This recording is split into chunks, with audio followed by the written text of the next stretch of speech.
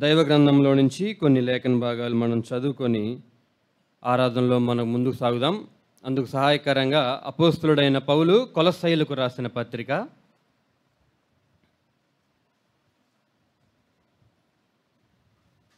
అపోస్తులుడైన పౌలు కొలస్సీయులకు రాసిన పత్రిక మొదటి అధ్యాయం, రెండో అధ్యాయం, మూడో అధ్యాయంలో కొన్ని లేఖన భాగాలు మనం చదువుకుందాం.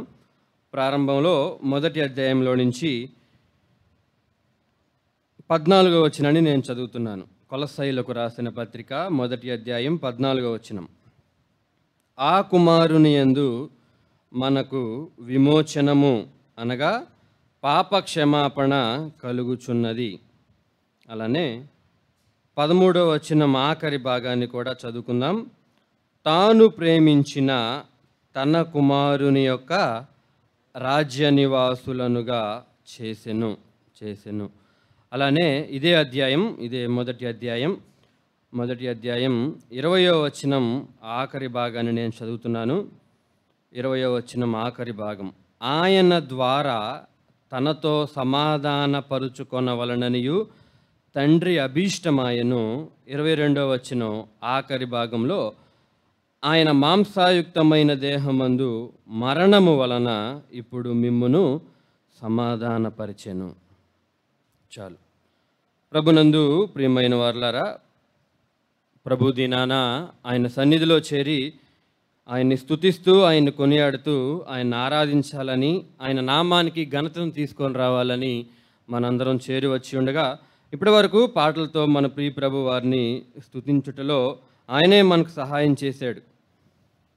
మనం చదువుకున్న ఈ లేఖన భాగంలో నుంచి మనం ఆలోచన చేస్తే, ఆ కుమారుని యందు మనకు విమోచన, తాను ప్రేమించిన తన కుమారుని యొక్క రాజ్య నివాసులుగా, తన కుమారుని ద్వారా తనతో సమాధానపరుచుకోవాలని, తన కుమారుని మరణము వలన మనల్ని సమాధానపరిచాడు అని ఒక 4 లేఖన భాగాలు మనం చదువుకున్నాం. అయితే ఈ ఉదయకాలంలో మన మనసులో వేసుకోవాల్సిన మాట ఏంటంటే, ఈ విషయాలన్నీ మనం చదువుకుంటున్నప్పుడు ఆ కుమారుడు ఎలాంటి వాడు, ఆ కుమారుని యొక్క ఆధిక్యత ఏంటి అన్న విషయాలు ఈ పత్రికలో నుంచే మనం కొన్ని విషయాలు చూద్దాం. చూడండి, మొదటిగా రెండో అధ్యాయంలో నుంచి ఈ మాటను మనం చదువుకుందాం. 10వ వచనం, 2వ అధ్యాయం 10వ వచనం. మరియు ఆయన యందు మీరును సంపూర్ణులై ఉన్నారు. తర్వాత మాట, ఆయన సమస్త ప్రధానులకును అధికారులకును శిరస్సై ఉన్నాడు. ఆ కుమారుని యందు, ఆ కుమారుని యొక్క రాజ్య నివాసులు అన్న మాటలో ఆ కుమారుడు ఎవరు అని అంటే, మనం చదువుకున్న 10వ వచనంలో ఆయన సమస్త ప్రధానులకి అధికారులకి ఆయన ఎలాంటి వారు? శిరస్సై ఉన్నవారు. అంత మాత్రమే కాదు, మరొక వచనాన్ని మొదటి అధ్యాయంలో నుంచి మనం చదువుకుందాం. చూడండి, మొదటి అధ్యాయం 18వ వచనాన్ని నేను చదువుతున్నాను. 18. సంఘము అను శరీరమునకు ఆయనే శిరస్సు. ఆ కుమారుడు ఎవరనంటే ఆయన సమస్త ప్రధానులకి అధికారులకి శిరస్సు. ఇప్పుడు మనం చదువుకున్నాం, ఆయన ఎవరు? సంఘం అనే శరీరానికి కూడా ఆయనే శిరస్సు. అలానే 15 నుంచి 18 వరకు ఉన్న వచ్చిన భాగాలు మనం చదువుకుంటే అక్కడ మనం ఇలా అర్థం చేసుకోవచ్చు, ఆయన సర్వ సృష్టికి కూడా శిరస్సై ఉన్నాడు అన్న విషయాన్ని ఆ వచనాల భావంలో నుంచి మనం అర్థం చేసుకోవచ్చు. అయితే ఇలా ఆలోచించేద్దాం, ఆ కుమారుని యందు మనకు విమోచన, ఆ కుమారుని యొక్క రాజ్య నివాసులుగా మనం అయ్యాం. ఆ కుమారుని ద్వారానే తండ్రితో సమాధానం దొరికింది. ఆ కుమారుని యొక్క ఆధిక్యత ఎలాంటిదంటే, ఆయన మొట్టమొదటిగా మనం చదువుకున్నాం, సమస్త ప్రధానులకి ఆయన ఎవరు? ఈ లోకంలో ఉన్న సమస్త అధికారులకి ఆయన ఎవరు? ఆయనే శిరస్సు. సంఘముకి శిరస్సు ఎవరు? ఆయనే. ఈ సర్వ సృష్టికి శిరస్సు ఎవరు? ఆయనే. ఆ కుమారుని ద్వారా అన్నిటికీ ఇలా మనం ఆలోచించేద్దాం. సృష్టికి, సంఘానికి, సమస్త అధికారులకి, ఈ ప్రపంచమంతటికి శిరస్సై ఉన్న ఆయన ద్వారా మనకేమొచ్చింది? విమోచన వచ్చింది. ఆయన యందు, ఆయన యొక్క రాజ్య నివాసులుగా ఎవరు చేయబడ్డాం? మనమే చేయబడ్డాం. కాబట్టి ఈ ఉదయకాల సమయంలో ఆయన సన్నిధానానికి మనం చేరి వస్తూ ఆయన్ని స్తుతిస్తూ ఉన్నప్పుడు ఆయన యొక్క ఆధిక్యత మనకు అర్థమైతే, ఆయన ఎలాంటి వాడో, ఆయన ఎవరికి శిరస్సు అయి ఉన్నాడో. ఇక్కడ శిరస్సు అన్న మాట మనం ఆలోచన చేస్తే ఆ, తలకాయ అని కాదు. వాస్తవానికి శిరస్సు అంటే మనం సాధారణంగా భౌతికంగా అర్థం చేసుకునేది ఏంటి? తల అని అర్థం చేసుకుంటాం. కానీ శిరస్సు అంటే అన్నిటికన్నా ఉత్తమమైన వాడు, అన్నిటికన్నా పైనున్నవాడు కదా. మన శరీరంలో పైన ఉండేది ఏంటిది? శిరస్సే. అన్నిటికన్నా అధికమైన వాడు అని అర్థం.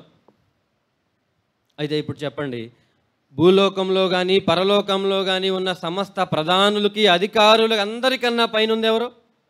ఆయనే. ఎవరు ఆయన అంటే, ఎవరి ద్వారా అయితే మనకు విమోచన దొరికిందో, ఎవరి ద్వారా అయితే మనం రాజ్య నివాసులుగా చేయబడ్డామో, ఆయన అన్నిటికన్నా అధికమైన వాడు. అందుకే యెషయా గ్రంథం 6వ అధ్యాయం మొట్టమొదటి వచనంలో మనం ఏం చదువుకుంటాం? ఆ ప్రారంభ వచనాల్లో, అత్యున్నతమైన సింహాసనమందు ప్రభువు ఆసీనుడు. ప్రభునందు ప్రియమైన వారలారా, మన రక్షకుడు, మన విమోచకుడు ఎలాంటి వాడో, ఆయన గొప్పతనం ఏంటో మనం అర్థం చేసుకుంటున్నప్పుడు, గతంలో మనం విన్నట్లుగా మనలో నుంచి ఆరాధనా భావం కలగాలి. ఆయన ఆధిక్యతను మనం అర్థం చేసుకుంటున్నప్పుడు, ఆయన ఔన్నత్యాన్ని మనం అర్థం చేసుకుంటున్నప్పుడు, మనం జ్ఞాపకం చేసుకుంటున్నప్పుడు మనలో నుంచి ఏం కలగాలంటే ఆరాధనా భావం కలగాలి. అయ్యో, అలాంటి నీ ద్వారానా మాకు విమోచన, అలాంటి నీ రక్తం ద్వారానా మాకు పాపక్షమాపణ అన్న అలాంటి ఆలోచన, అలాంటి ప్రేరేపణ మనలో కలిగే వారంగా మనం ఉండాలి. అయితే మనం చదువుకున్నాం ప్రారంభ వచనాల్లో, ఆ కుమారుని యందు మనకు విమోచన అని, ఆ కుమారుని యొక్క మనం రాజ్య నివాసులుగా చేయబడ్డామని, అసలు ఆ కుమారుని మరణం ద్వారానే, ఆ కుమారుని ద్వారానే మనకు సమాధానం దొరికిందని మనం ఆలోచన చేస్తున్నప్పుడు, ఎలా దొరికింది ఈ విమోచన, ఎలా దొరికింది మనకు ఈ సమాధానం, ఎలా చేయబడ్డాం ఆయన రాజ్య నివాసులుగా అని అంటే, ఆయన ఏదో మ్యాజిక్ చేయలే, లేదంటే ఆయన వచ్చి అలా కలుగునుగాక అని సమస్త సృష్టిని సృష్టించే విషయంలో పలికిన మాట పలకల. ఈ అధ్యాయం, ఈ పత్రికలో నుంచే మనం ఆలోచన చేస్తే కొన్ని మాటలు మనం చదువుకుందాం. చూడండి, కొలస్సైలకు రాసిన పత్రిక 2వ అధ్యాయం, కొలస్సైలకు రాసిన పత్రిక 2వ అధ్యాయం 20వ వచనాన్ని మనం చదువుకుందాం.